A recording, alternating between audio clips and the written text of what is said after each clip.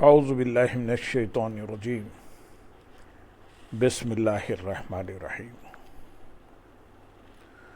برادران عزیز و معزز خواتین، آج کی اس نشست میں دین اسلام کی حقیقت پر روشنی ڈالی جائے گی۔ اسلام در حقیقت دین محبت ہے۔ یہ ایک ایسا موضوع ہے جس کا تعلق اسلام کے ہماگیر فہم کے ساتھ ہے۔ حقیقت میں اسلامی تعلیمات کی بنیاد اسی اساس پر قائم ہے اور اس کی تمام تر تعلیمات میں اس موضوع کی حیثیت بنیادی اور تعمیری نوعیت کی ہے۔ دین اسلام میں محبت و شفقت کے 3 مرکز و محور ہیں۔ نمبر 1 ذات الہیہ، نمبر 2 ذات مصطفیٰ صلی اللہ علیہ وسلم، اور نمبر 3 تعلیمات اسلام۔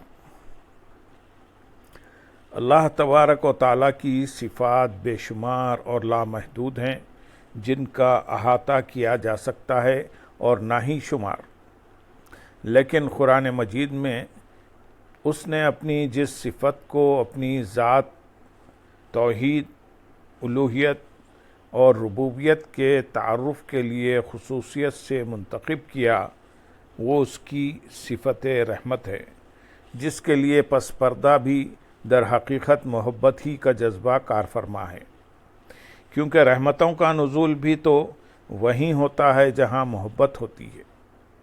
اسی طرح حضور نبی اکرم صلی اللہ علیہ وسلم کی ذات اقدس اور آپ صلی اللہ علیہ وسلم کی نبوت و رسالت میں ہر حوالے سے نہ صرف انسانوں بلکہ جملہ مخلوقات سے محبت کا جذبہ غالب و برتر نظر آتا ہے۔ قرآن مجید ہو یا آپ صلی اللہ علیہ وسلم کے فرامین و اعمال، ہر جگہ محبت، شفقت اور رحمت کے حسین مناظر بکثرت وہ نمایاں نظر آتے ہیں۔ یہی صورتحال دین اسلام کی ہے۔ اللہ تبارک و تعالیٰ نے دین اسلام کی جملہ تعلیمات میں رحمت، محبت، شفقت، نرمی، لطف و کرم اور عفو و درگزر کو بنیادی اہمیت دی ہے۔ دین اسلام کی جملہ تعلیمات بالواسطہ یا بلا واسطہ محبت ہی کے تصور پر قائم ہیں، اس لیے کہ ان جملہ تعلیمات میں موجود شفقت، الفت، بخشش، لطف و کرم اور درگزر کے عنوانات جذبہ محبت ہی کی وجہ سے تشکیل پاتے ہیں۔ مثلا جب اسلام شریعت محمدی کی شکل میں اوامر و نواہی پر مبنی احکام اور قوانین دیتا ہے، تو یہ شرعی احکام و قوانین بھی انسان کی فطری کمزوریوں کے پیش نظر اسے آسانی اور سہولت دیتے نظر آتے ہیں۔ انسان کو یہ سہولت و آسانی فراہم کرنا دین اسلام کا تغرائے امتیاز اور نواع انسانی سے محبت کا مظہر ہے۔ دین اسلام کے دین محبت ہونے کی اس سے بڑی دلیل اور کیا ہو سکتی ہے کہ قرآنی تعلیمات کے ساتھ ساتھ حضور نبی اکرم صلی اللہ علیہ وسلم کی سیرت، قول و عمل اور تعلیم و تربیت کا سارا خلاصہ ہی بنی نوع انسان اور ساری مخلوق سے محبت و شفقت ہے۔ اللہ تعالیٰ نے قرآن مجید میں جب اپنی مختلف صفات کا ذکر فرمایا تو وہاں سر فہرست ان صفات ہی کو بیان فرمایا جن کی بنیاد جذبہ محبت پر قائم ہے۔ ارشاد فرمایا، هو اللہ الذی لا الہ الا هو الملک القدوس السلام المؤمن المہیمن۔ وہی اللہ ہے جس کے سوا کوئی معبود نہیں، حقیقی بادشاہ ہے، ہر عیب سے پاک ہے، ہر نقص سے سالم اور سلامتی دینے والا ہے، امن و امان دینے والا اور معجزات کے ذریعے رسولوں کی تصدیق فرمانے والا ہے، محافظ و نگہبان ہے۔ اپنے اسم ذات کے ساتھ جن 3 صفات کو سب سے پہلے بیان کیا وہ یہ ہیں: السلام، سلامتی دینے والا، نمبر 2 المومن، امان بخشنے والا، امن دینے والا، نمبر 3 المحیمن، ہر خوف اور دہشت اور وحشت سے حفاظت فرمانے والا۔ جب ہم اپنے ذہنوں میں اللہ رب العزت کی ان صفات کا تصور قائم کرتے ہیں تو اس کی جمیع صفات میں سے امن و سلامتی دینے والی، حفاظت کرنے والی اور شفقت اور رحمت عطا کرنے والی صفات کا تصور ہی غالب اور نمایاں نظر آتا ہے، اس لیے کہ ان صفات کی بنیاد ہی محبت پر قائم ہے۔ وہ اپنی مخلوق سے محبت کرتا ہے اور بتقاضائے محبت اسے سلامتی اور امن دینے والا اور ہر خوف و دہشت سے حفاظت فرمانے والا ہے۔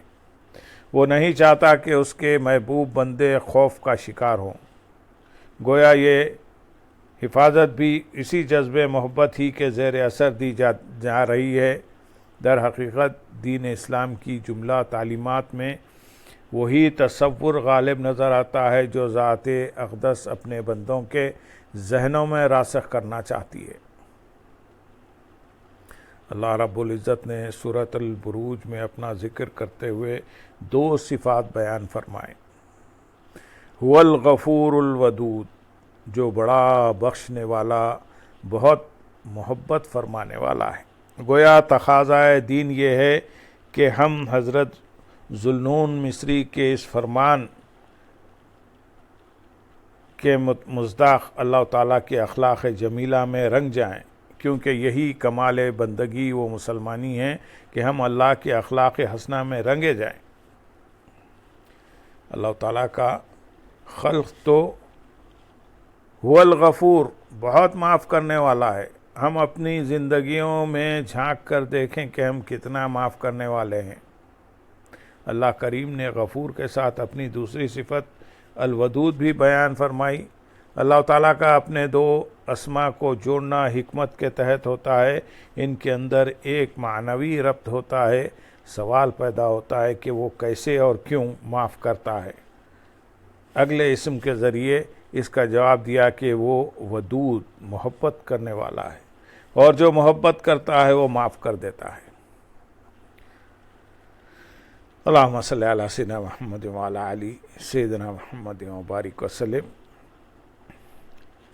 قرآن مجید میں رب کائنات کا اپنی مخلوق سے محبت کا مختلف انداز سے اظہار اس بات کا تقاضا کرتا ہے کہ اس کی رحمت کے چشمے سے فیضیاب ہونے والے خود بھی اس کے اخلاق کریمانہ کا رنگ اپنے اوپر اس طرح چڑھا لیں کہ ساری مخلوق کے لیے سراپائے محبت اور رحمت و شفقت بن جائیں۔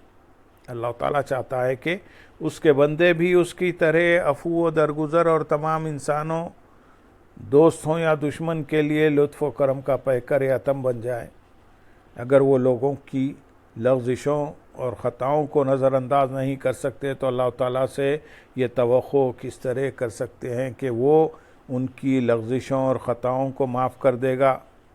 اگر تم اللہ تعالیٰ کی مخلوق سے رحمت و شفقت اور محبت کا سلوک نہیں کر سکتے تو اپنے لیے اس کی بارگاہ سے رحمت و شفقت کی امید کیسے کرتے ہو اور اس کی محبت کے مستحق کیسے ٹھہرتے ہو؟ اگر تم لوگوں کے لیے مربی اور ان کی پرورش و کفالت کرنے والے نہیں بن سکتے تو اللہ تعالیٰ سے پرورش اور کفالت کے فیض کے طلبگار کیوں کر بنتے ہو؟ اگر تم لوگوں کے ساتھ حسن اخلاق اور حسن کردار کا مظاہرہ کر کے ان کی دل جوئی، نفع بخشی اور فیض رسانی کا مظاہرہ نہیں کر سکتے تو بارگاہ الہی کے تمام فیوزات کے طالب کس طرح بنتے ہو؟ لوگوں کے لیے تم جبار اور قہار بن جاؤ، ظالم بن جاؤ، بربریت کا مظاہرہ کرو، دہشت گردی کا مظاہرہ کرو، تمہیں دیکھ کر لوگ تھر تھر کانپنے لگ جائیں، اور تم خود اللہ تعالیٰ سے توقع کرو کہ جب تم گناہوں سے آلودہ دامن اور خون سے بھرا ہوا نامہ اعمال لے کر اس کے سامنے آؤ تو وہ تمہیں بخش دے گا اور تمہیں کوئی خوف نہیں ہوگا؟ ایسا ممکن نہیں ہے۔ اگر اللہ تعالیٰ سے لطف و کرم چاہتے ہو تو تمہیں بھی پیکرے لطف و کرم بننا ہوگا۔ اگر اس کی رحمت چاہتے ہو تو تم بھی اوروں کے لیے پیکرے رحمت بن جاؤ۔ اس کی محبت چاہتے ہو تو تم بھی اوروں کے لیے پیکرے محبت بارگاہ الہی سے امن چاہتے ہو تو تمہارے وجود سے بھی ہر دکھی اور پریشان حال کو امن ملنا چاہیے۔ اس کی بارگاہ میں پیش ہونے پر ہر خوف سے نجات چاہتے ہو تو تمہارے وجود، تمہاری زندگیاں اور تمہارا طرز عمل ایسا ہونا چاہیے کہ جسے دیکھ کر لوگوں کے خوف و اضطراب دور ہو جائیں، انہیں امن و سکون کی خیرات اور تمہارے رویے سے حفاظت کی ضمانت مل جائے، اور خطا کاروں کو تمہارے پاس سے بھی عفو و درگزر ملے۔ ایک روایت میں حضرت سہیل بن سعد رضی اللہ تعالیٰ عنہ بیان کرتے ہیں کہ انہوں نے حضور نبی اکرم صلی اللہ علیہ وسلم کو فرماتے ہوئے سنا، اللہ تعالیٰ کریم ہے اور وہ کرم اور اعلیٰ اخلاق کو پسند فرماتا ہے اور گھٹیا اخلاق کو ناپسند فرماتا ہے۔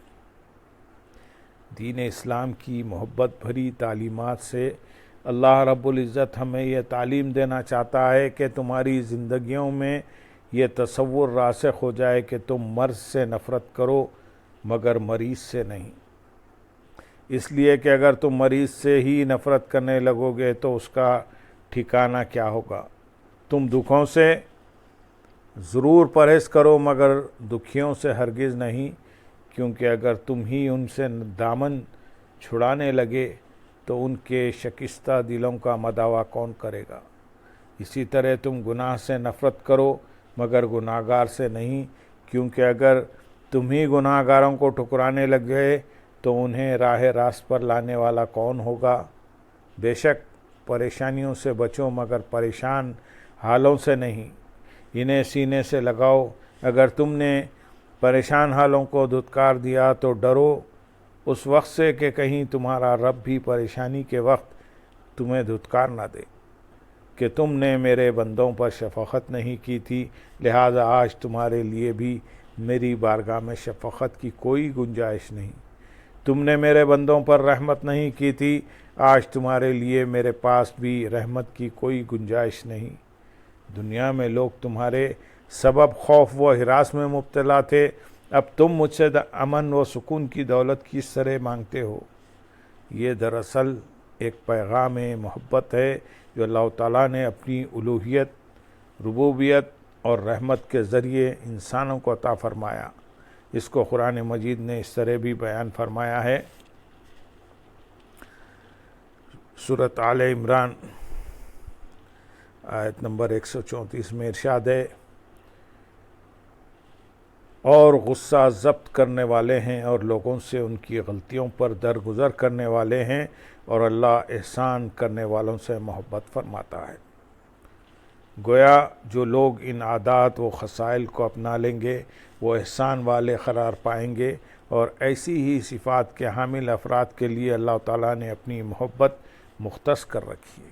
اللہم صلی علی سیدنا محمد وعلی آل سیدنا محمد وبارک وسلم، وآخر دعوانا ان الحمد للہ رب العالمین۔